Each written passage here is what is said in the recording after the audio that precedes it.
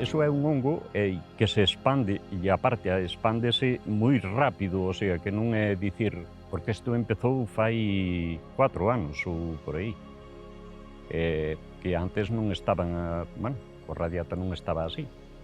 E agora, pois, está completamente, aparte, non respeta nin as alturas nin as baixadas, o sea, que podía ser que en zonas baixas non afectara ou ao pasar de 1000 metros, por exemplo, que non atacara, pero é que dá igual que sea nunha zona a 200 metros nivel do mar que a 1000.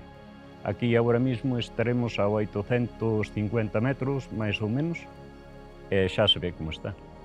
Porque entra máis luz unha vez que queda sin as acículas, entra máis luz e entonces a maleza é cando sale hacia arriba. De feito, bueno, a prova témola aquí, donde o pino está coberto de, que está vivo, que está pois abaixo, é raro que haxa maleza. As pérdidas, bueno, por exemplo, en toneladas, según dicen os maderistas, según o ten calculado, sobre 300 kilos en tonelada.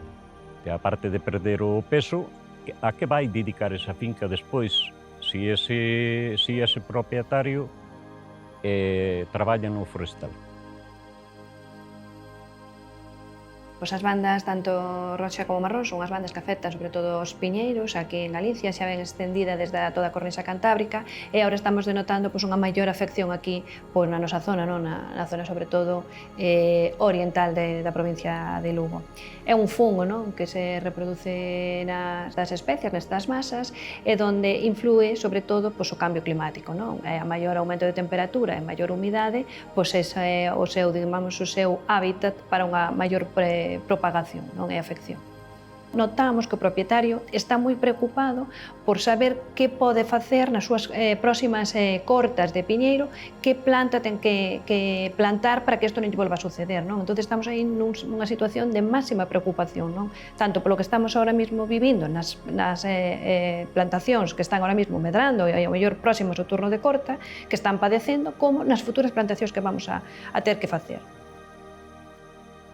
Cando empezamos a ver que se poñían marrosas as follas, as acículas dos pinos, pois algo teño.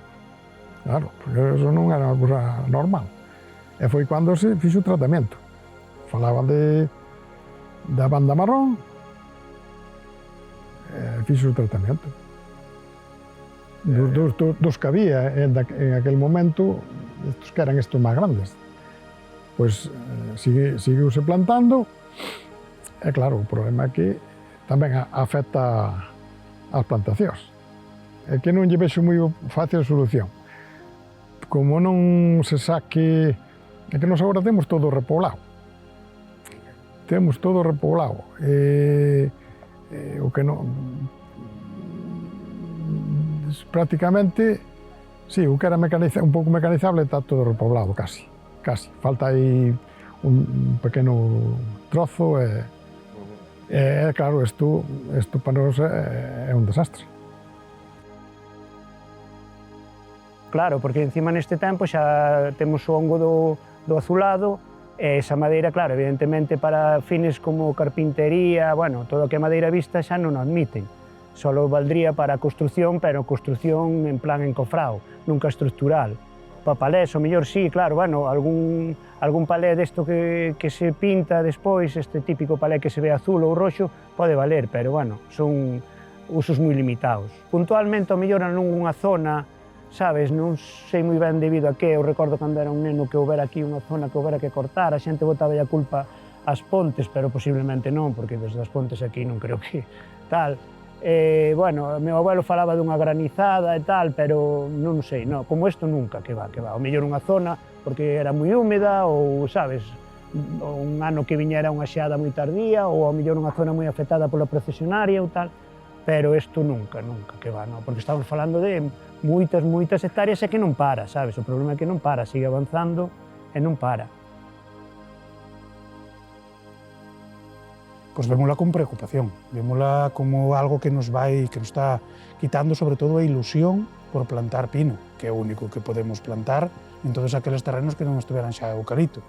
Porque realmente un propietario forestal, cando fai unha inversión de 2.000 euros por hectárea, pensando nunha perspectiva de recuperar esa inversión ao dentro de 35 e 40 anos, con todos os avatares que van pasar polo medio, e ve que xa no primeiro ano ou no segundo ano da plantación esa plantación desaparece ou está totalmente destrozada, pois evidentemente o que fai é provocar unha pérdida de ilusión e un cabreo e, bueno, eso, moi poucas ganas de poñer un monte en produción, que é o que nós sabemos e queremos facer. Si, nós o que observamos na nosa zona, que non é das máis afectadas, é que se ataca diferente tamaño do árbol, o estado no que se atope, se ve está atacado. O que pasa que é especialmente preocupante nas plantacións xóvenes. É dicir, naquelas de que teñen un ano ou 2 anos, que ves realmente como está prácticamente todo o pino afectado con colores, bueno, se observa que o hongo ten ese color, provoca nas acícolas ese color roxo ou ese color marrón, e ves que os pinos acaban morrendo e desaparecendo. E iso é especialmente preocupante porque é algo que non estábamos acostumbrados.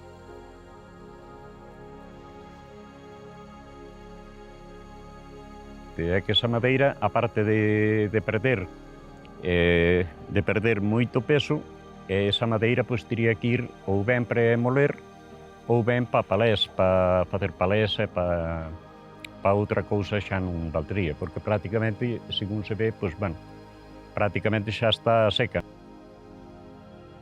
Hai que pensar que se en Galicia se cortan en torno a 3,7 millóns de metros cúbicos de coníferas, 2 millóns son da provincia de Lugo e 1,5 é de pino radiata, con lo cual o mercado dos aserradoiros de pino de Galicia súrtese maioritariamente na provincia de Lugo, entonces a preocupación é extensible a todo Galicia. Estamos moi preocupados porque isto implica de que ahora mismo ver como as túas masas forestais están nunha situación de emerxencia sanitaria, complica o futuro do sector forestal. No, vemos estes en concreto, que estes foron os que se trataron, e vemos que non funcionou. E unos meus en concreto tamén se trataron, e tamén os de abaixo, máis outras 4 hectáreas que teño na cima dun monte aí de outra aldea, e tampouco non funcionou.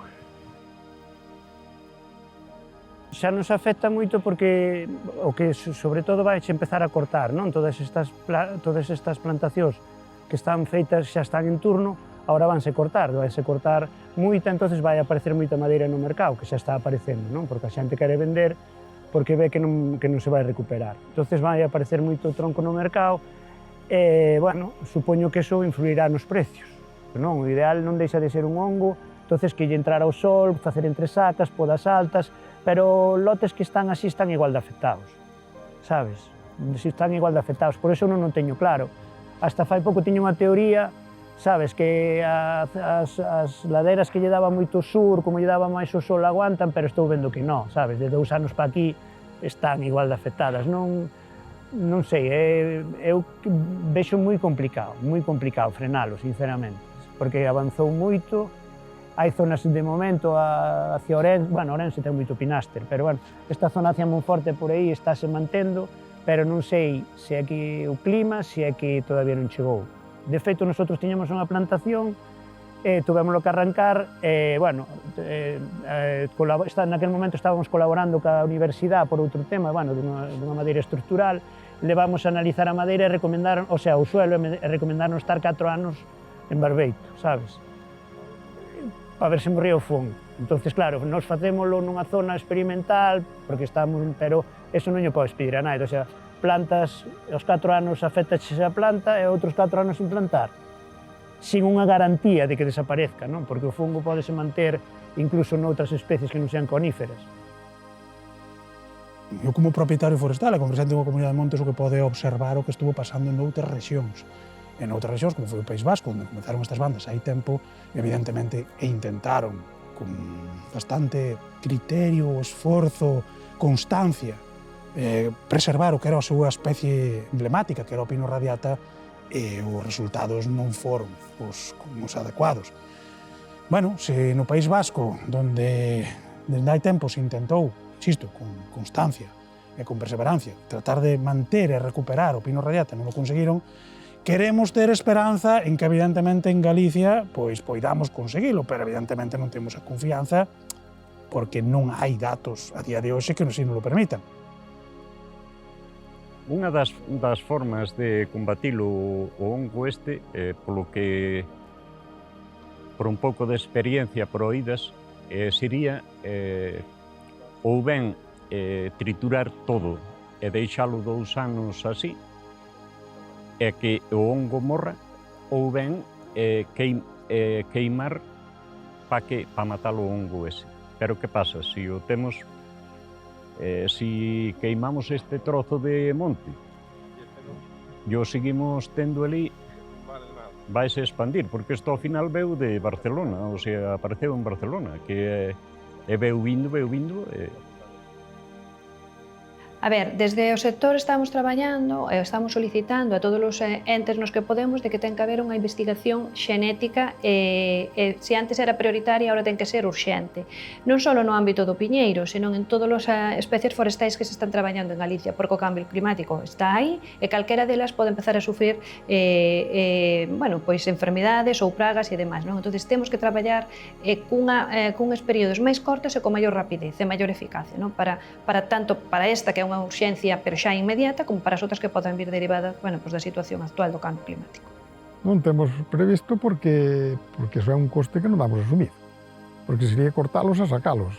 E que facemos depois con eles? Porque claro, o único se puderan interesar a Drenalia ou algunha empresa destas, pero Bueno, nos estamos en contacto ca administración bastante, non? Porque, bueno, en Lugo temos un grupo de aserraderos, vale, que foi creado para a exportación, pero, bueno, ao mesmo tempo vale de nexo de unión entre todos, sabes, estamos en contacto con asociacións de outras provincias e, de feito, tuvemos reunións cas consellerías e tal. Temos moi boa recollida, eles están tamén, o sea, moi boa acollida, eles están moi preocupados tamén. Bueno, falase de momento de fumigar, sabes, a ver se son efectivos. Despois, antes ou despois, supoño que haberá que dar unha axuda, sabes, igual que o que tú dices, o millo, cando sufre tal, teñen axudas, o ganado, tal, pois supoño que haberá que axudalo, porque senón a xente vai deixar o monte, pois eso, abandonado. Entonces, o problema está aí. O problema está aí, e o problema ven, e o problema xa leva afectando outros anos a outras rexións que o intentaron e tiveron os resultados que tiveron. Evidentemente, seguir ocultando o problema, pensar que isto se vai solucionar por si solo, ou non lle dar importancia ao problema de que unha zona enorme quede abandonada, porque o resultado vai ser o abandono, pois eu considero que non é a mellor das medidas. As solucións, evidentemente, pasan por que haxa moitas opinións, pero que chegue un momento que haxa un acordo.